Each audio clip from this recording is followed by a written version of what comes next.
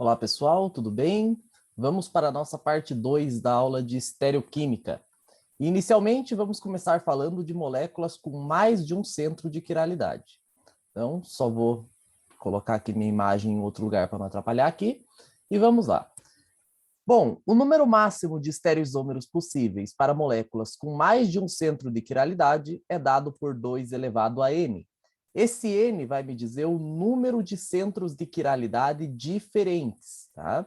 Então, por exemplo, se eu for ver aqui nessa molécula do 2,3-dibromopropano, né? A nomenclatura aqui, eu vou falar um pouquinho de nomenclatura, porque basicamente eu vou usar uma dica depois envolvendo nomenclatura para a gente reconhecer os compostos meso, tá? Então, só para a gente ver, ó, a gente começa a numerar do carbono mais próximo do meu halogênio aqui, então esse é meu carbono 1, esse é meu carbono 2, esse é meu carbono 3, esse é meu carbono 4 e esse é meu carbono 5, né? Então, como eu tenho bromo nos carbonos 2 e 3, esse é o 2,3 de bromo pentano. No caso, nós temos estereocentro aqui, nesse carbono 2, e aqui nesse carbono 3. Tá? Então, perceba que é possível desenharmos 4 estereoisômeros para esse composto. Né? Um deles vai ser o 2s3s, o outro vai ser o 2r3r, o outro vai ser 2r3s e o outro 2s3r. Tá? Lembrando que aqui eu vou mostrar para vocês um jeito mais rápido da gente determinar a configuração estereoquímica, se é R ou S. Veja bem, olhando para essa primeira substância, eu posso pensar no seguinte, ó, vamos chamar então, né, de grupo 1, aquele que tem o maior número atômico, então vai ser aqui o bromo. Grupo 2, veja bem, eu tenho aqui carbono e aqui eu tenho carbono. Então eu tenho que desempatar pelos subsequentes. Os subsequentes aqui são hidrogênios. E os subsequentes aqui são, eu tenho subsequente a esse carbono, um outro carbono, um hidrogênio e um bromo. Então, como a gente tem maiores números atômicos aqui, esse vai ser meu grupo de prioridade número 2. Logo, esse aqui vai ser meu grupo de prioridade 3, e o menor número atômico está para o hidrogênio, número atômico 4. A gente vai no sentido do 1, 2 e 3, a gente vai nesse sentido aqui. Perceba que esse é o sentido anti-horário, né? Se é anti-horário, portanto, é S. Beleza? Então, vou só apagar aqui as anotações. A gente viu, portanto, que esse estereocentro aqui é o S. Tá? Se a gente for ver o outro, esse aqui, ó, prioridade máxima para o maior número atômico, 1. E detalhe, né? Aqui a gente vê o S porque o hidrogênio, que é o grupo de menor prioridade, estava para trás, tá? Isso aí vai ser importante quando a gente for ver no outro aqui, que vai ser muito similar, só que o contrário, como vocês já podem ver, mas vai ser importante para a gente fazer algumas observações aqui e determinar de um jeito mais rápido. Na aula passada, eu fazia aquele esquema de dar o tombo da molécula, né? Aqui eu vou ensinar um jeito mais rápido, para a gente não ter que ficar fazendo tudo aquilo, desenhando a molécula lá na tombada, digamos assim, porque quando a gente vai falar de compostos com mais de um estereocentro, então é um tanto quanto trabalhoso ficar fazendo isso, tá? Então a gente vai vir de um jeito mais rápido. Então aqui, ó, pelas prioridades, prioridade 1, a prioridade 2 vai ser para esse carbono aqui, porque o elemento subsequente dele é bromo, né? A prioridade 3 vai ser dada para esse carbono aqui, porque os elementos subsequentes deles aqui são 2 hidrogênios e um carbono, como aqui tem bromo, ganha, né? E o 4 para o hidrogênio, que tem número atômico 1. Então, se a gente for ver 1, 2 e 3, a gente, de novo, está vindo aqui no sentido anti-horário, com o grupo de menor prioridade já para trás. Então, sentido anti-horário, a configuração é S também. Então, portanto, esse é o 2S, 3S. Tá, mas e se o grupo de menor prioridade não estiver para trás, ele estiver para frente, como é o caso aqui? Muito simples, ó. Eu vou fazer um exemplo aqui, né? Que é esse aqui, ó. Por exemplo, eu vou pegar esse estereocentro, tenho aqui o bromo, que tem prioridade máxima, por ter o maior número atômico. Como a gente já viu, esse carbono, por ter o bromo como subsequente, vai ter prioridade 2. E esse carbono aqui vai ter prioridade 3, já que a prioridade 4 vai ser do hidrogênio. Se a gente for seguir aqui o sentido do 1, 2 e 3, 1, 2 e 3, daria sentido anti-horário. Só que o hidrogênio ele não está para trás, ele está para frente. Então, isso significa que a gente deve inverter essa configuração aqui.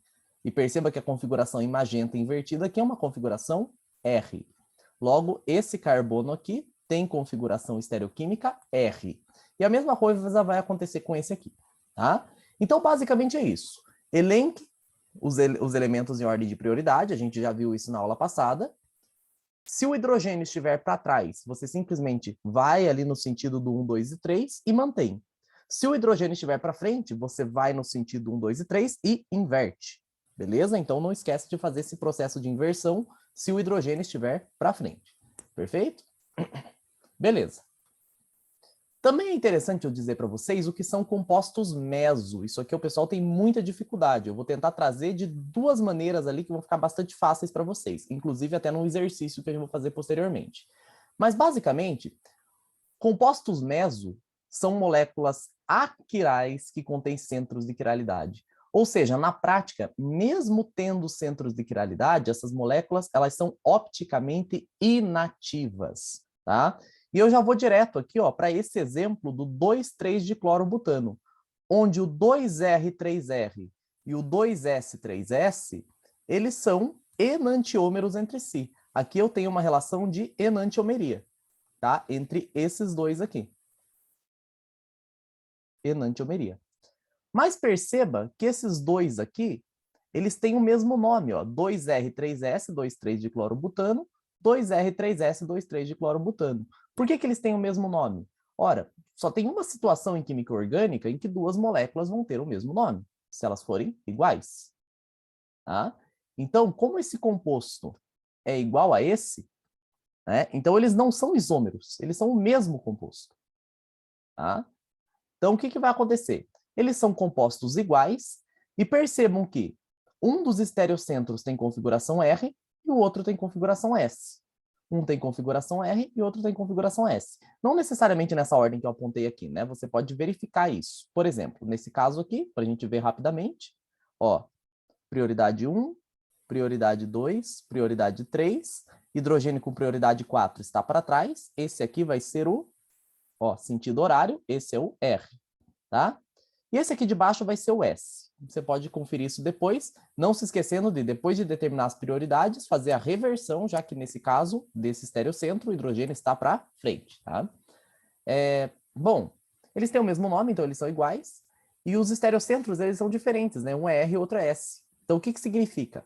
Na prática, lembra aquilo que eu falei da mistura racêmica? Que quando você tem 50% de S e 50% de R, ou 50% de um destrógero, 50% de um levógero, o que vai acontecer? Na prática, o efeito de desvio da luz plano polarizada causada por um dos estereoisômeros, por um dos enantiômeros, vai ser compensado pela presença do outro enantiômero.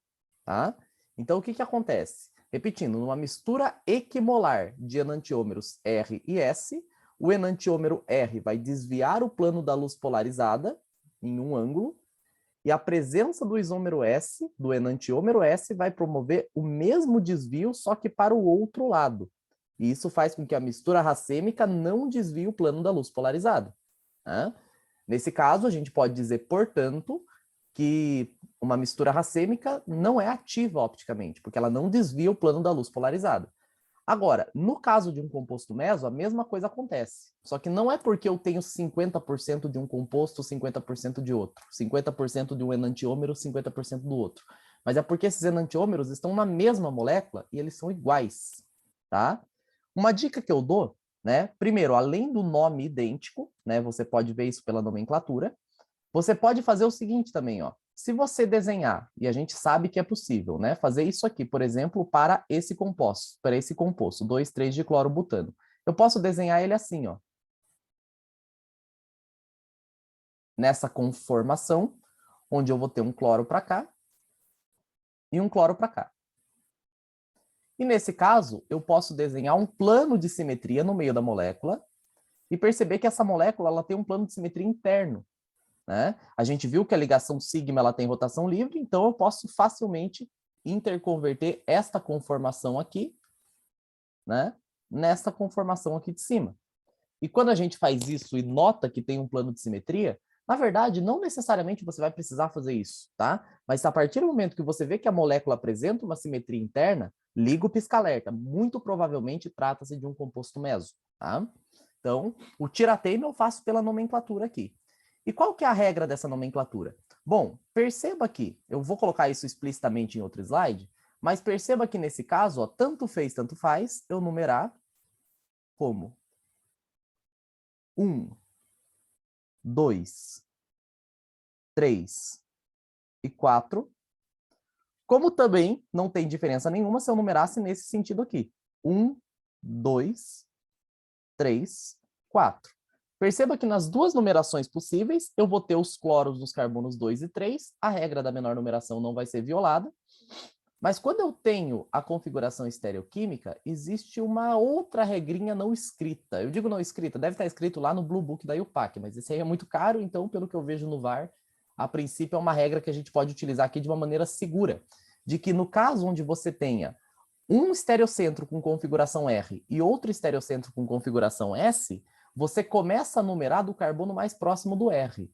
Mas isso só se você vê que a numeração inicial aqui, ó, ela for ambígua, tá? Ou seja, independente, eu não tenho que desempata. Nessa situação aqui, tanto faz eu numerar da esquerda para a direita ou da direita para a esquerda. Tanto faz. Mas quando eu tenho os estereocentros explícitos e eu continuo com essa ambiguidade, eu desempato começando a numerar mais próximo do estereocentro R, tá? A gente vai fazer isso em alguns exemplos aqui, mas primeiro vamos só treinar isso que a gente viu de dar a configuração estereoquímica, né? Então, aqui no caso do aspartame, por exemplo, não se esqueça que aqui para frente, vou colocar aqui assim, aqui para frente, você vai ter um hidrogênio que está subentendido, né? Então, vou colocar aqui.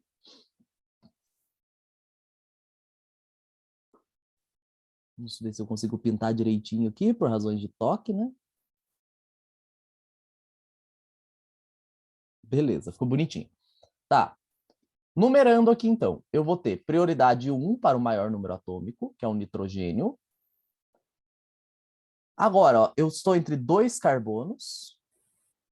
Esse carbono aqui, ó, lembrando que a gente pode representar ele, né, como sendo dessa maneira aqui, ó, como tendo uma ligação simples com o oxigênio. Esse oxigênio ligado a um carbono. E esse carbono também ligado a um oxigênio. De modo que os subsequentes desse carbono vão ser, para esse carbono, os subsequentes são oxigênio, oxigênio, e eu poderia até pensar nesse nitrogênio aqui, né? Que é subsequente. Agora, nesse carbono aqui, ó, quem são os subsequentes dele? Ó? Perceba que ele está fazendo duas ligações, então tem dois hidrogênios subentendidos aqui e mais um carbono. Então, para esse carbono aqui, seus subsequentes são hidrogênio, hidrogênio e carbono. Ora, quem ganha, portanto, vai ser esse carbono aqui, que vai assumir a numeração 2, por conta dos subsequentes. O 3 vai ser esse aqui, e o 4, aqui está, ó, o nosso hidrogênio. Seguindo a numeração na ordem 1, 2, 3, 1, 2, 3, perceba que está indo no sentido horário. Só que meu hidrogênio está para trás, para frente, perdão. E se meu hidrogênio está para frente, o protocolo é reverter. E perceba que agora eu tenho isso aqui no sentido anti-horário. Anti-horário, portanto, configuração S.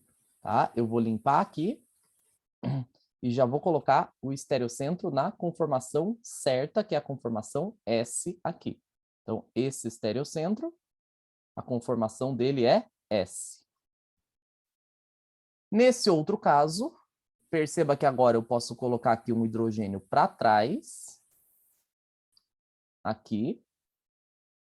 Minha prioridade 1 vai para o maior número atômico, que é o nitrogênio. Em seguida, perceba que eu tenho carbono aqui, carbono aqui. Mas o subsequente aqui fica fácil. Eu tenho dois oxigênios como subsequentes aqui. Então, esse é prioridade 2. Aqui eu só tenho carbonos e hidrogênios, então esse vai ser prioridade 3. E onde eu tenho só o hidrogênio, prioridade 4. Tá?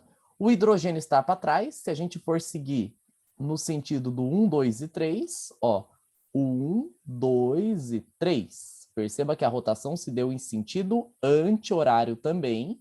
Eu mantenho essa rotação porque o hidrogênio já está para trás. Então, significa que esse vai ser o S também. Então, aqui, configuração estereoquímica para este estereocentro aqui, S também. Ok? Muito bem. Então, vamos lá. Deixa eu só ver um detalhe aqui. Beleza.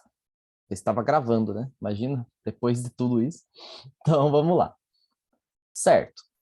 O que nós temos agora? Temos um exercício aqui bem interessante, que é para a gente escrever as fórmulas tridimensionais para todos os estereoisômeros de cada um dos compostos vistos a seguir, identificar os pares de enantiômeros e o composto meso.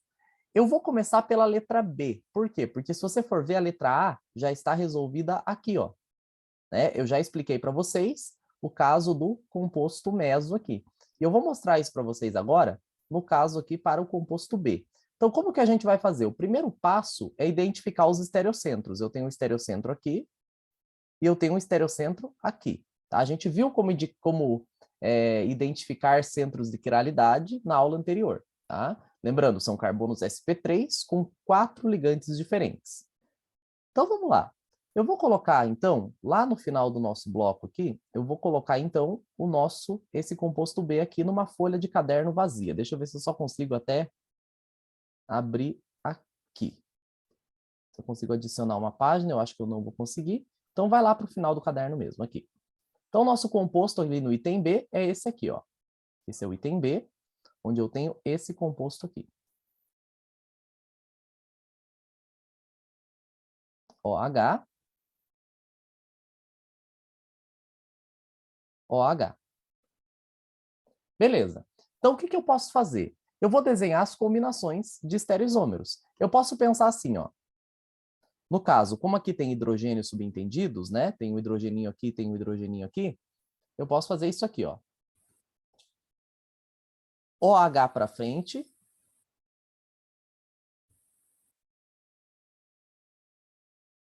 OH para frente. Hidrogênio para trás. OH para frente.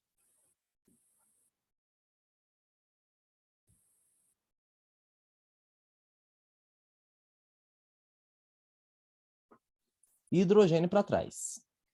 Aqui o hidrogênio para trás. Beleza. Para facilitar, eu vou desenhar o próximo estereoisômero com todas essas configurações aqui invertidas. Ou seja, eu vou colocar exatamente a mesma coisa que eu fiz aqui. Vou até para você ver que eu estou fazendo exatamente igual, ó. Eu vou copiar aqui, e para ganhar tempo também, e só vou trocar as posições. Ó, agora o que eu vou fazer? Eu vou colocar, ó. Se aqui eu tinha OH para trás e hidrogênio para frente, aqui eu vou ter hidrogênio para frente e OH para trás. Aqui eu fiz uma cagada, né? Eu coloquei hidrogênio para trás aqui. Mesma coisa aqui, eu vou colocar hidrogênio para frente e OH para trás. Né? Então, perceba, aqui eu tenho os dois OHs para frente, aqui eu tenho os dois OHs para trás. Perfeito? Beleza. Então, olha só. Agora, o que eu vou fazer? Para desenhar os outros dois, a gente viu que se eu tenho dois estereocentros, é porque eu posso ter até 4 isômeros opticamente ativos. Então, vamos lá. Eu vou desenhar mais uma vez aqui. Só que agora, o que eu vou fazer?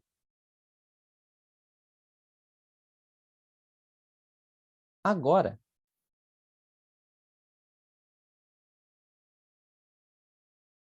eu vou manter um deles aqui igual ao de cima e vou trocar o outro, tá? Por exemplo, ó, eu vou manter OH para frente aqui e H para trás.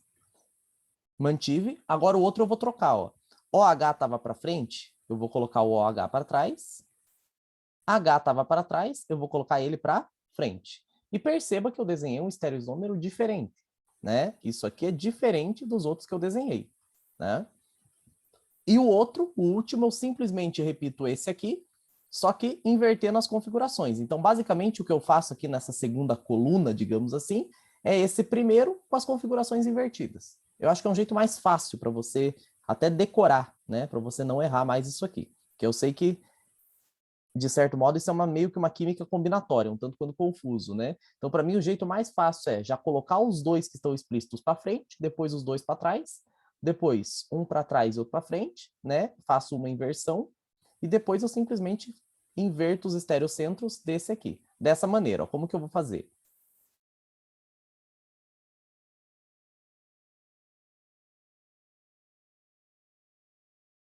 Aqui e aqui. Tá. O que que eu vou fazer agora? Eu vou colocar, ó, aqui eu tenho OH para trás, então aqui, perdão, OH para frente, aqui o OH vai para trás. Aqui o hidrogênio está para trás, aqui ele vai para frente. Hidrogênio para frente, vai para trás. OH para trás, vem para frente. Hã? Esse composto aqui, ó, como a gente viu, ele é um composto, se a gente for dar o nome, eu posso chamar aqui de, ó, se eu for numerar 1, 2, 3, 4 e 5, daria na mesma de numerar 1, 2, 3, 4 e 5. Os OHs estão nos carbonos 2 e 4 de qualquer maneira. Esse vai ser o pentan,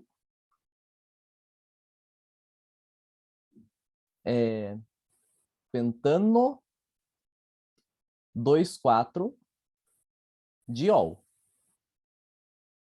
Ok? Beleza. Só que agora a gente vai ver aqui a configuração estereoquímica. Não vamos precisar se preocupar tanto com o nome UPAC aqui. Eu quero que você só perceba uma coisinha. Ó. Primeiro, essa molécula do pentano 2,4-diol, a primeira coisa que a gente pode ver é que é possível eu traçar um plano de simetria aqui, ó, sem precisar nem girar a molécula. Você vai perceber que se eu coloco um plano aqui, ó, eu tenho uma simetria. Então, isso aí já me tem cheiro de composto meso. Um dos pares aqui, na verdade, não vão ser um par de enantiômeros, mas sim um par de um mesmo composto, que é o composto meso. Então, olha o que eu vou fazer. Eu vou colocar aqui, ó, por exemplo, vamos determinar a configuração estereoquímica desse estereocentro aqui, né? Então, vou até dar um zoom aqui para a gente ver isso melhor. Ó, eu tenho o OH, grupo 1, aqui, prioridade 1. A prioridade 2, ó, eu estou entre esse carbono, que o subsequente dele é carbono e 2 hidrogênios. Então, para esse carbono, quem são os subsequentes? Os subsequentes aqui são outro carbono e 2 hidrogênios. Mas para esse carbono aqui, os subsequentes são 3 hidrogênios, né? Então, nesse caso, quem ganha a prioridade 2 vai ser esse aqui, prioridade 2, ok? Esse vai ser prioridade 3 e o hidrogênio prioridade 4. Prioridade 4 já está para trás. 1, 2, 3. 1, 2, 3, ó. 1, 2 e 3. Esse é o sentido anti-horário. E sendo o sentido anti-horário, essa é a conformação S. Tá? Vamos ver esse outro estereocentro aqui. Vou até colocar em outra cor.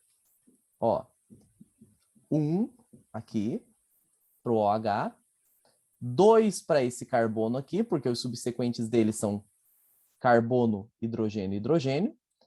3 para esse carbono aqui, né? Por quê? Porque os subsequentes dele aqui são hidrogênio, hidrogênio, hidrogênio, né? Os subsequentes aqui são H, H e H. E 4 para o hidrogênio. Seguindo aqui, ó, 1, 2 e 3. Esse é o sentido horário, tá? Se esse é o sentido horário, esse aqui vai ser o estereocentro R. Né? Como a gente viu, ó, a gente vai começar a numerar então mais próximo do carbono R. Então, o que, que vai acontecer? Eu vou ter que, como esse aqui é meu segundo carbono, eu vou até apagar um pouquinho aqui agora essas, para não ficar muito poluído. Vamos ver o que, que eu consigo fazer aqui. Deixa eu até ver uma coisa. Tá aí, eu vou apagar tudo aqui e colar por cima, para ficar mais... para ganhar mais tempo. Lembrando que aqui a gente tinha colocado um hidrogênio, e não um OH.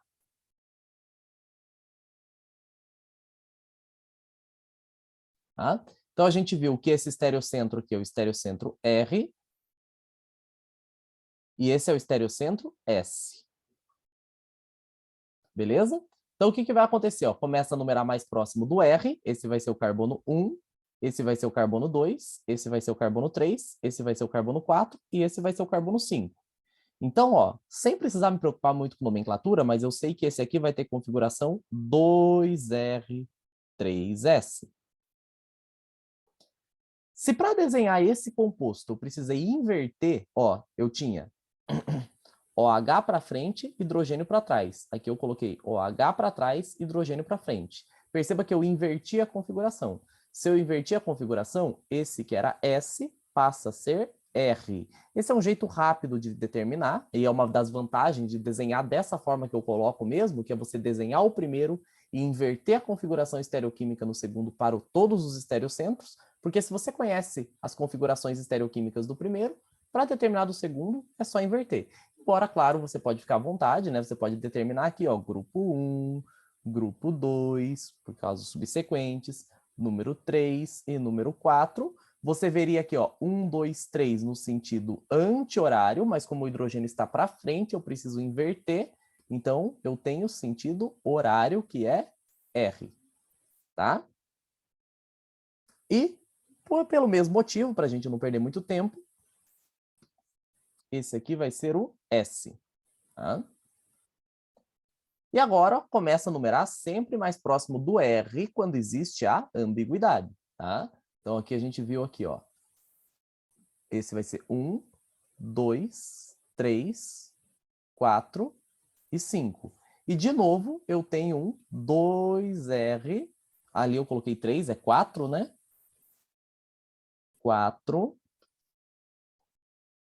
4S.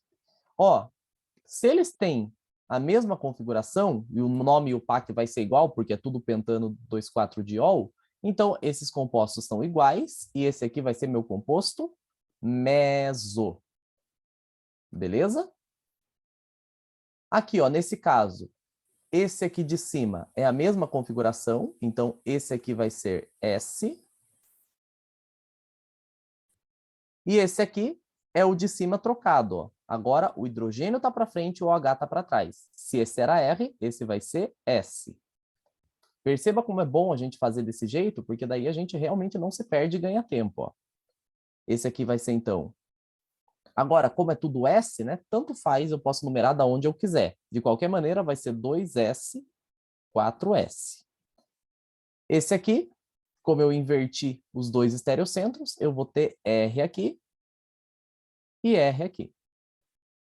Então, esse é o caso do 2R, 4R. Aqui eles são diferentes, né? Mas se um é S, o outro é R. Então, aqui sim eu tenho um par de enantiômeros, certo? Então, aqui estão meus enantiômeros, e aqui em cima, qualquer um desses dois representa corretamente o composto meso, já que eles são o mesmo composto, tá bom? Muito bem. Para a gente fazer mais um aqui,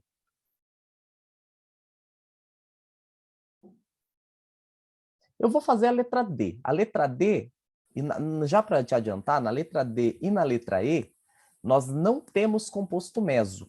Tá? Eu vou mostrar para vocês aqui na letra D, os outros a gente pode fazer numa aula de exercício, se for o caso. Tá? Mas aqui, a princípio, nas letras D e E, eu não tenho composto meso. Por exemplo, aqui na letra D fica fácil da gente ver da seguinte maneira. Ó. Eu posso pensar ó, que o meu plano de simetria aqui, ó, apesar de eu ter muitas coisas parecidas, né, eu ter a metila para cá, a metila para cá, OH não é igual a Cl. Então, se essa molécula não tem simetria interna, consequentemente, não tem como ela ser um composto meso, tá? Então, vamos lá, vamos desenhar aqui essa estrutura e vamos determinar todas as configurações, todas as estruturas tridimensionais, todas as fórmulas tridimensionais para esse composto da letra D. Então, vamos lá. Na letra D,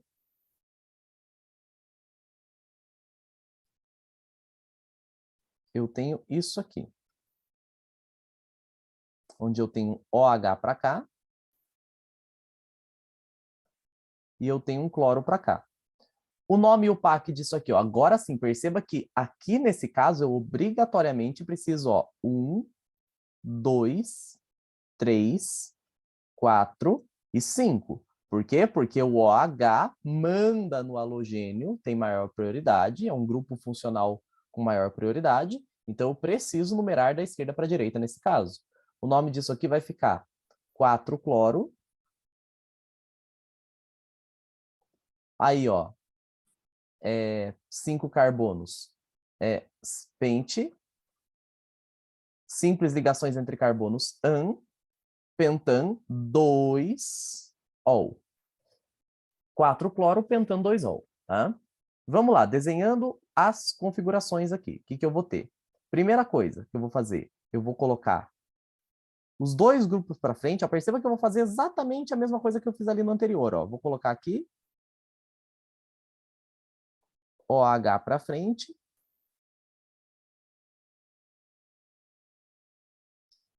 Hidrogênio para trás. Eu gosto de colocar o hidrogênio para trás porque é mais direto da gente determinar a configuração estereoquímica, se é R ou S. Mesma coisa aqui, eu vou colocar cloro para frente.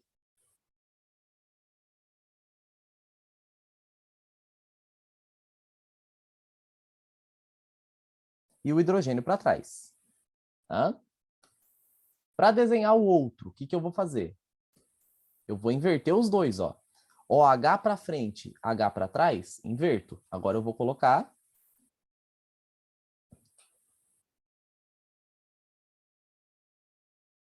aqui, ó, H para frente e OH para trás. Vou inverter aqui também, vou colocar o H para frente.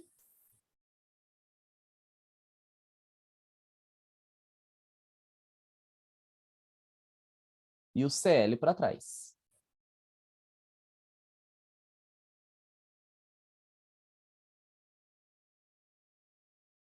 Beleza. Próximo que a gente vai desenhar. Agora, ó, eu vou copiar o de cima, mantendo um e trocando o outro.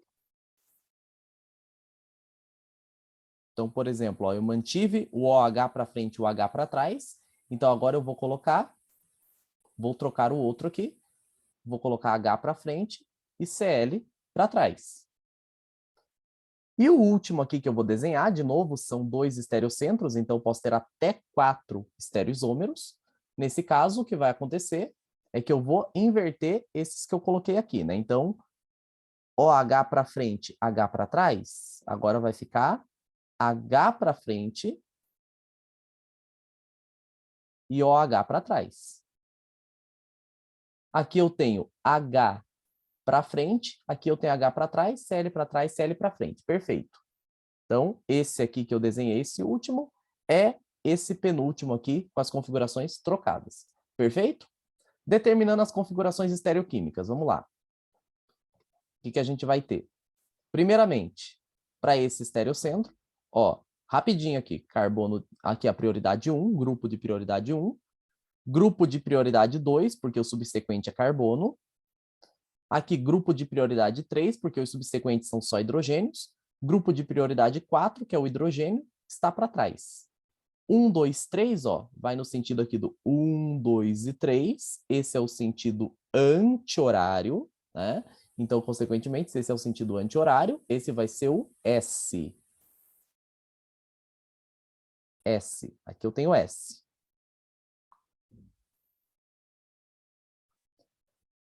Vamos ver o outro. O outro eu tenho aqui, ó, cloro aqui, 1. Esse aqui é o grupo 2. Esse aqui é o grupo 3. Esse aqui é o grupo 4. 1, 2 e 3 vai no sentido horário, portanto, significa que esse vai ser o estereocentro de configuração R. Lembrando que as numerações aqui, elas não são ambíguas, né? Elas já estavam prefixadas aqui. Aqui a gente obrigatoriamente tem que numerar da esquerda para a direita. Vai ficar, portanto, aqui, ó. Esse é o carbono 1, esse é o carbono 2, esse é o carbono 3, esse é o carbono 4 e esse é o carbono 5. Ah, mas não tem que começar do mais próximo do R? Apenas quando eu tenho ambiguidades aqui. Quem vai mandar é a nomenclatura dessa cadeia aqui. Nesse caso, eu tenho um grupo hidroxila que vai apitar mais alto do que qualquer R que aparecer ali. A gente só faz esse desempate quando realmente a gente tem ambiguidades, né? A gente não tem como saber se a gente vai numerar da esquerda para a direita, da direita para a esquerda, e num primeiro momento a gente assume categoricamente que tanto faz. Mas a partir do momento que daí a gente dá uma olhada para as configurações, aí a gente vê que não é tanto faz assim, né? Mas nesse caso não, nesse caso a gente já amarra aqui a numeração e essa numeração se propaga para o que a gente vai fazer aqui. Nesse caso a gente tem, portanto, configuração 2S4R. Vamos lá. Aqui eu inverti as configurações, então se eu invertir as configurações, esse aqui que era S vai ficar R, esse aqui que era R vai ficar S. Claro que na dúvida você pode numerar, você pode tudo aquilo que eu falei que eu não vou fazer aqui de novo, tá? É 2R, 4S. Olha só, perceba que são diferentes, né? Aqui era 2S, 4R, aqui é 2R, 4S. Logo, aqui eu posso afirmar que eu tenho um par de enantiômeros, beleza? Vamos ver aqui embaixo, ó. Aqui embaixo, esse aqui continua sendo S, né? Porque a gente não alterou de cima ali, continua OH para frente, hidrogênio para trás. Mas aqui, como a gente alterou esse R, vai ficar S também. Tá? Então, SS, esse aqui vai ficar R, R. Então, aqui a gente tem 2S4S, aqui a gente tem 2R4R. De novo, não são iguais? Sim, são um par de enantiômeros. Eles não são iguais, eles são um par de enantiômeros, beleza? Nesse caso aqui, como a gente já previu lá atrás, não faz sentido a existência de composto meso para esta molécula, tá bom? Bom, gente, eu queria continuar um pouco mais hoje, né? A gente ainda tem que falar de projeções de Fischer. Ah, vamos lá, né? Não sei quanto tempo de aula tem, qualquer coisa, dá uma pausa aí, vai beber uma água, salva o vídeo onde você parou, é rapidinho, tá? A projeção de Fischer eu sei que parece muito complicado, mas vai ser tranquilo aqui para vocês. Qual que é a ideia da projeção de Fischer? Basicamente, eu vou, em vez de ficar vendo isso aqui, eu já vou direto para um exemplo, tá? Esses slides aqui, se você quiser dar uma pausa para você fazer anotações, tudo isso aqui vem do Solomons, tá? Mas eu vou dar um exemplo aqui, ó, que vai ser um exemplo visual. Então, quando a gente for falar de projeção de Fischer,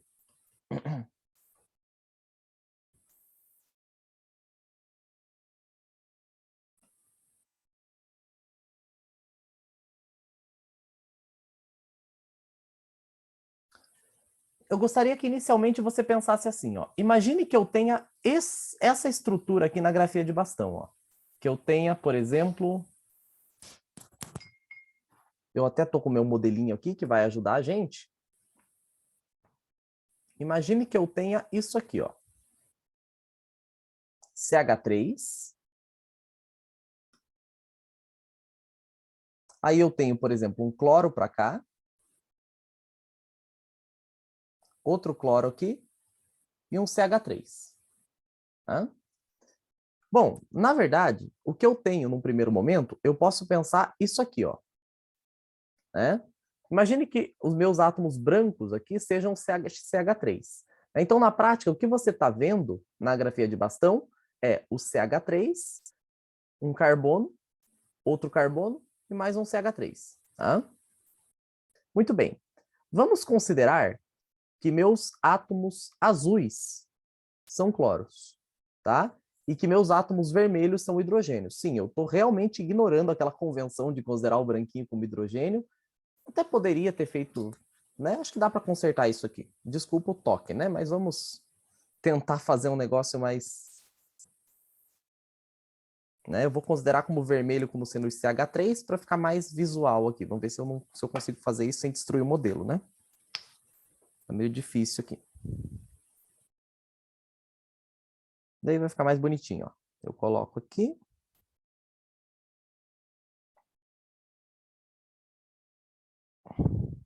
Esse aqui eu coloco aqui. Beleza, então agora meus átomos vermelhos vão ser CH3. Por que eu estou fazendo isso? Ó? Porque daí eu posso pensar, ó, sendo meus átomos vermelhos aqui CH3, perceba que nessa maneira que eu estou mostrando para vocês aqui, claro que tem a questão de estar espelhado, mas perceba que eu tenho aqui a estrutura em zigue-zague, né? E aqui eu posso pensar o seguinte, ó, basicamente eu tenho, deixa eu tentar fazer mais ou menos como tá para vocês aí então. No primeiro momento, ó, eu tenho CH3, um cloro para frente, então eu vou colocar esse cloro para frente aqui também.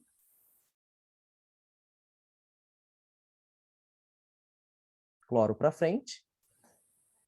Nessa molécula aqui, perceba que o hidrogênio está para frente, né? Então o cloro está para trás. Cloro para trás, vou colocar assim. Cloro para trás. Beleza. Como que eu faço isso em projeção de Fischer? Primeiro, o que é a projeção de Fischer? A projeção de Fischer, ela precisa que, primeiro, você coloque, né, os carbonos que você está olhando dessa maneira aqui. Ó. Vou fazer a rotação e você vai perceber.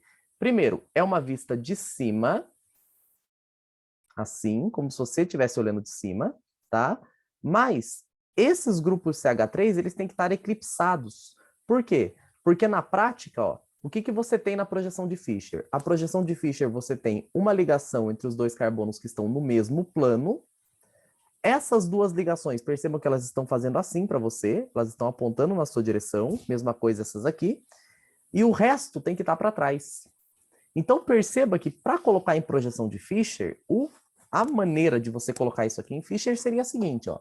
Seria você, primeiro, fazer uma inversão, e perceba que quando eu faço essa inversão, ó, lembra que antes, quando estava assim, dessa maneira em zigue-zague, ó, esse cloro está aparecendo na sua direção, ou ainda voltando como estava antes ali, né? Deixa eu ver se eu...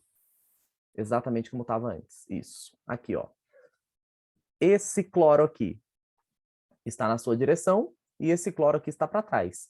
Mas quando eu faço a eclipsação aqui, ó, quando eu faço a rotação da ligação sigma, olha o que vai acontecer. Perceba que agora os dois cloros ficam para frente. E isso é uma coisa que pode dar confusão. Então, se eu for fazer a rotação aqui da ligação, para alternar a conformação, o que vai acontecer? Eu vou colocar dessa maneira aqui, ó. Agora, os dois cloros vão estar apontando para você. Cloro para frente. E esse cloro também para frente.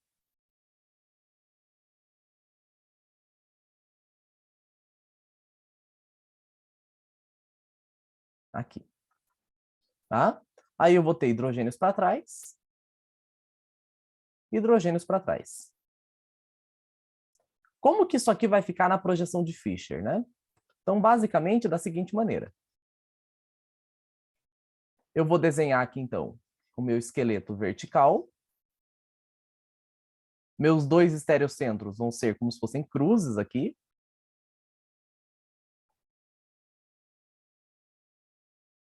Né? É interessante você saber que no Fischer é como se eu tivesse isso aqui, ó. Essas ligações aqui, elas formam uma gravata borboleta, ó. Porque isso aqui tá para frente de você, tá apontando para você, fazendo aquele movimento que eu fiz assim, ó. Tá? Então aqui é como se eu tivesse as ligações nesse arranjo aqui de uma gravata borboleta. Beleza? Então lembre disso, porque isso aí vai te ajudar depois até inclusive a determinar configurações estereoquímicas em projeção de Fischer, tá? A gente vai representar assim, isso aqui é só para você lembrar, mas a princípio a gente vai deixar simplesmente assim, mas não se esqueça que essas ligações laterais, elas estão no efeito ali gravata borboleta, apontando assim para você, tá? Então, o que eu tenho? Ó? Se esse aqui for meu carbono 1, esse aqui é meu carbono 2, esse aqui é meu carbono 3 e esse aqui é meu carbono 4, eu tenho que aqui está meu carbono 1, aqui está meu carbono 2, aqui está meu carbono 3 e aqui está meu carbono 4. Né? Aqui os carbonos 1 e 4 são ambos CH3, então vou colocar aqui CH3, CH3. Agora, perceba, tem duas maneiras da gente fazer isso aqui de um jeito, né? Que até, inclusive, eu vou passar para você depois uma dica que eu vi lá da gringa muito boa, tá? Mas, a princípio, eu posso pensar que se eu estou olhando de cima, com esse carbono aqui, a cabeça dele para frente, né? Então, basicamente, né? Eu tinha a estrutura assim, agora, né? E agora eu tô olhando ela como? Eu tô olhando ela assim, ó. Né? Se eu tô hidrogênio para frente, eu tô olhando ela agora assim, de cima, né? Com essas ligações aqui. Isso o modelo ajuda muito, tá? Mas eu sei que nem sempre você vai ter um modelo na sua mão. Então, por isso que eu vou dar uma dica em breve aí para você com relação a isso. Mas olha só, perceba que se eu estivesse olhando de cima, é como se meu cloro estivesse para a esquerda, meus dois cloros estivessem para a esquerda, e meus dois hidrogênios estivessem para a direita. Então, aqui está a projeção de Fischer. Nossa, que horrível! Eu vou ter que ainda desenhar vou ter que desenhar outra conformação, me atentar de trocar essa posição aqui e ainda tentar imaginar isso de cima, sem o modelo, como que eu vou fazer isso? Calma. Vamos lá. Agora vamos para a dica que eu peguei lá da gringa. Como que eu faço para dar a projeção de Fischer de um jeito mais rápido? Eu posso fazer isso aqui, ó. Primeiro, eu posso desenhar já os 4 carbonos, então eu posso seguir por esse caminho aqui, ó, que eu vou fazer. Eu tenho aqui os 4 carbonos. Lembrando que são 2 estereocentros, então vou fazer 2 cruzamentos aqui, ó.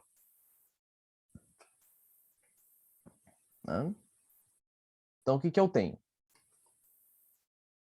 Eu tenho aqui, então, ó.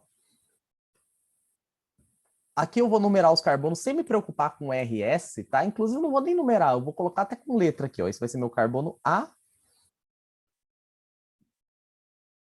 Esse vai ser meu carbono B.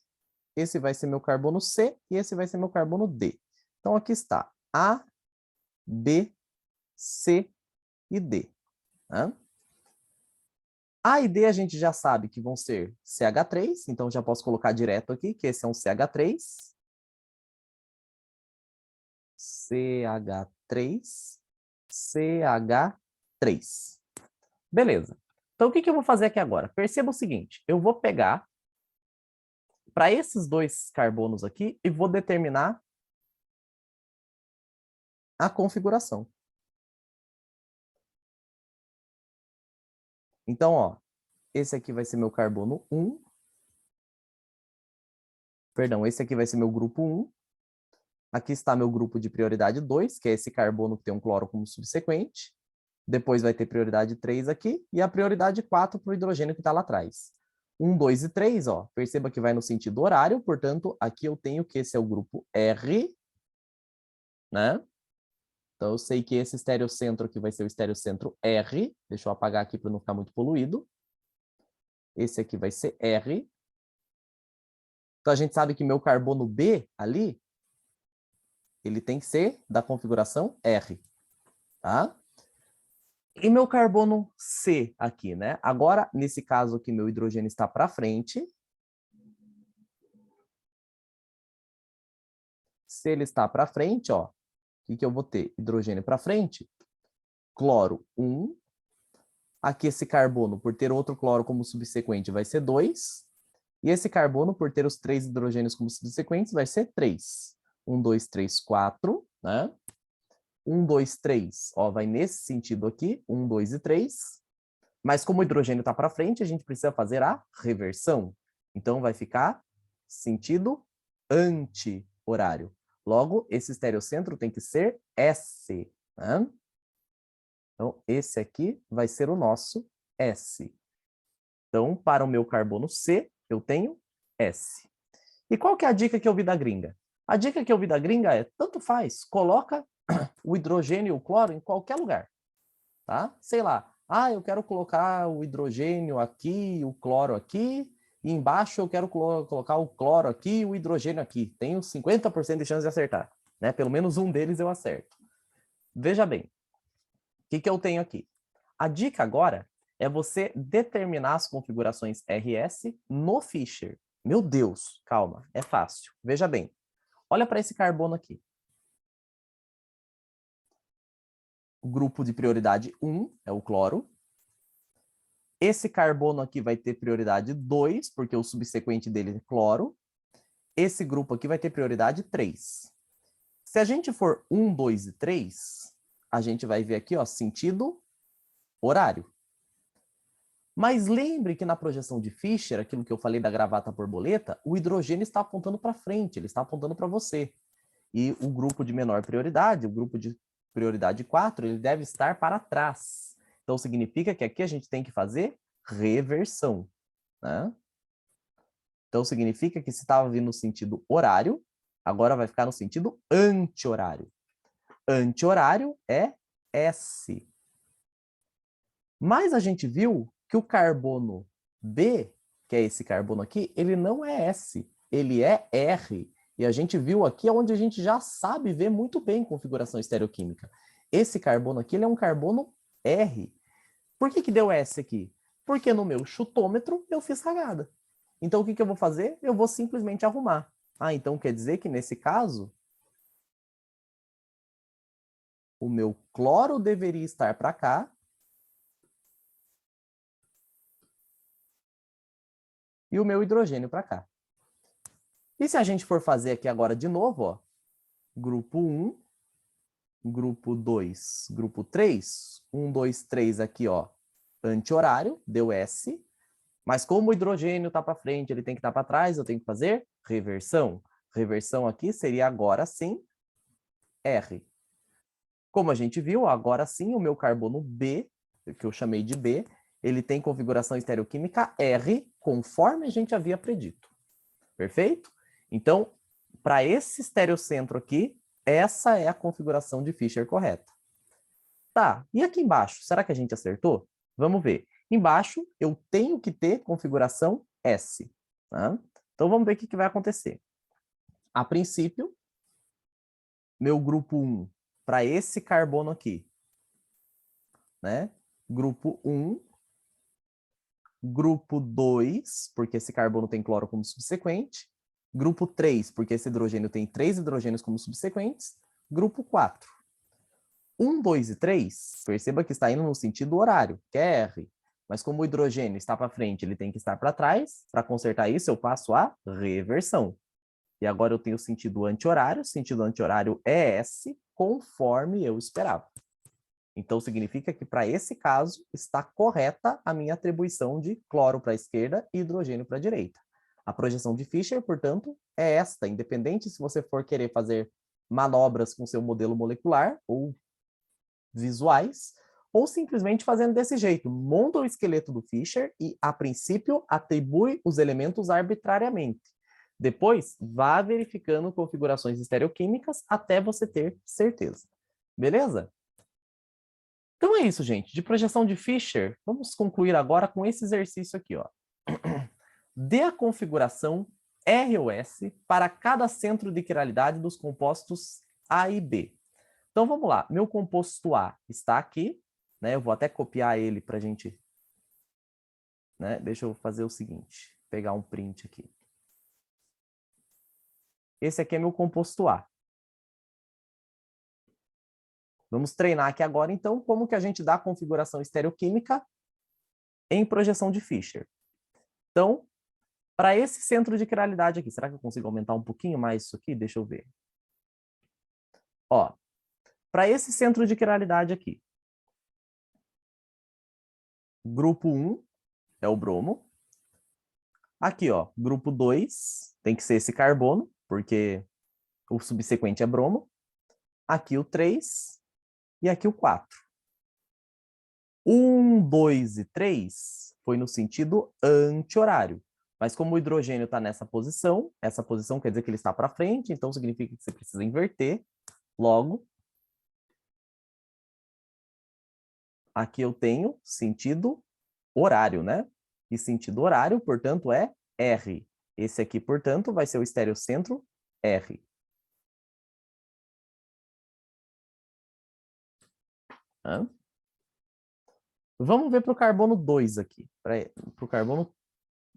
o Solomon está colocando de um outro jeito, mas para esse carbono aqui. Tá? O que a gente tem? Ó? Aqui está meu grupo 1, meu grupo 2, meu grupo 3, meu grupo 4. 1, 2 e 3, ó. 1, 2 e 3 está indo no sentido anti-horário de novo, mas como o hidrogênio está para frente, ele tem que estar para trás, tem que fazer reversão. A reversão aqui ficaria no sentido horário. E sentido horário também é R. Então, significa que, para esse caso, esse aqui também vai ser R. Beleza? Vamos ver o composto B aqui. Composto B.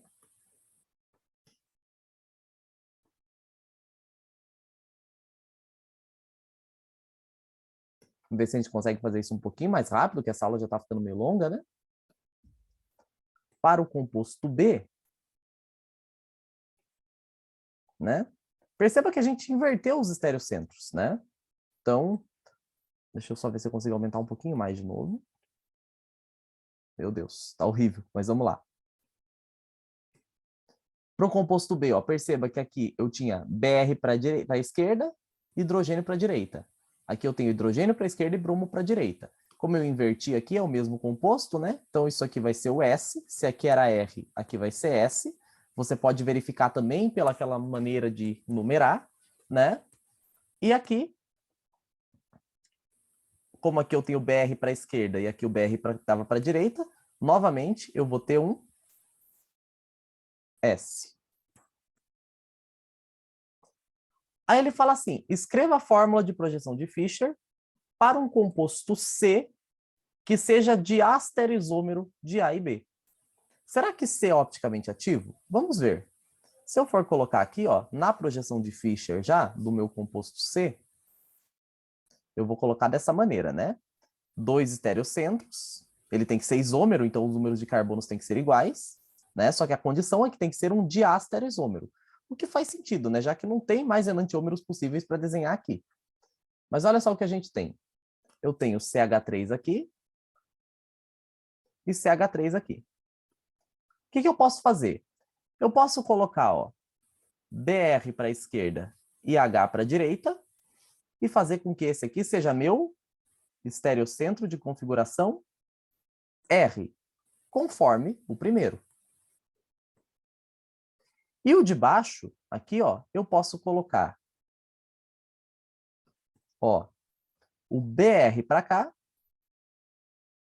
e o hidrogênio para cá, para que isso aqui fique com a configuração S, conforme aconteceu aqui, né?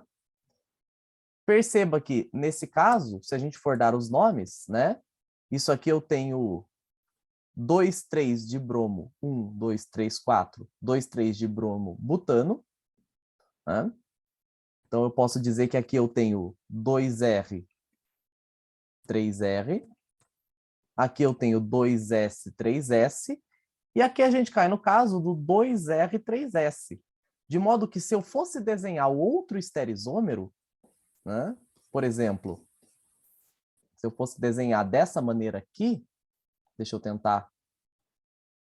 Imagine que eu fosse desenhar minha projeção de Fischer dessa outra maneira aqui. Aí você vai entender por que o Fischer tem lá sua vantagem. Ele parece complicado, mas ele tem uma vantagem muito boa.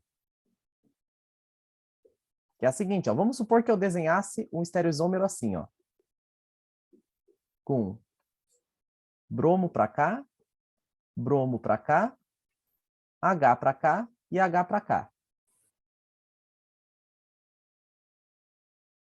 CH3, CH3. Eu ia facilmente perceber que, ó, olha assim, aqui, H para H para esquerda, BR para direita, esse aqui é S. Então, esse aqui é o S. Deixa eu até colocar de um jeito um pouco mais bonito. Aqui, esse aqui, que nem a gente estava fazendo. Esse aqui vai ser o S. Aqui, ó, H para a direita. H para a esquerda. Caralho, tá difícil hoje a confusão direita com esquerda aqui. H para a esquerda, BR para a direita. O que está acontecendo aqui? Ó? Nesse caso, é a configuração R, né? Mas perceba o seguinte, beleza, eu posso fazer aquela regra da nomenclatura, mas o Fischer me dá uma sacada interessante aqui, ó. Perceba que se eu pegar essa substância aqui, ó, essa projeção aqui, e fizer uma rotação no plano dessa maneira aqui, ó, eu chego nisso aqui. Né? Eu não sei se o OpenBoard aqui vai vai me deixar, Open Board, se o Journal aqui vai me permitir fazer isso, mas se eu conseguir fazer, vai ser bem legal para você ver isso, ó, que seria como se eu tivesse pegando isso aqui, ó, no plano e rotacionando. Vamos ver se eu consigo fazer isso. Acho que ele não tem essa opção de rodar. O que é uma pena. Porque ia ficar bem nítido aqui, né, se a gente conseguisse pegar isso aqui e fazer uma rotação. Eu não sei como fazer isso a princípio. Para que serve isso aqui? Padrão, não.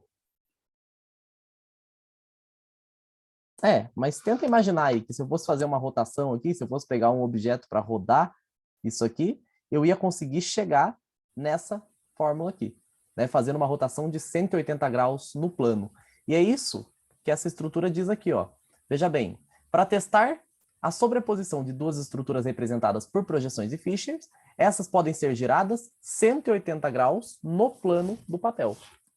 Então, quando você gira, por exemplo, essa estrutura 180 graus no plano, você chega numa estrutura que é idêntica a essa, né? Mas no caso, as outras maneiras aqui, elas não são idênticas, porque basicamente você, né, nesse caso aqui, por exemplo, você vira a fórmula de projeção de frente para trás, então isso cria um enantiômero, e aqui quando você vira no eixo vertical, né? Então não, tem que ser uma rotação no mesmo plano, para que você chegue em fórmulas de Fisher equivalentes. Perfeito? Foi mais ou menos isso que eu quis mostrar aqui com esses dois casos. Qualquer uma das duas respostas está correta, até porque só seriam essas as respostas possíveis, mas essas duas estruturas levam ao mesmo composto. Portanto, o composto C ele é um composto meso, beleza? Então, a estrutura de Fisher, a projeção de Fisher, melhor dizendo, ela também permite que a gente chegue a essas conclusões a respeito dos compostos meso. Certo, gente? Então, espero ter ajudado vocês. Ficamos por aqui nessa aula de hoje. Nos vemos na próxima. Vamos falar de estereoisomeria em compostos cíclicos. E fechamos aí esse bloco de estereoquímica, ok? Grande abraço, obrigado pela sua atenção e tchau, tchau.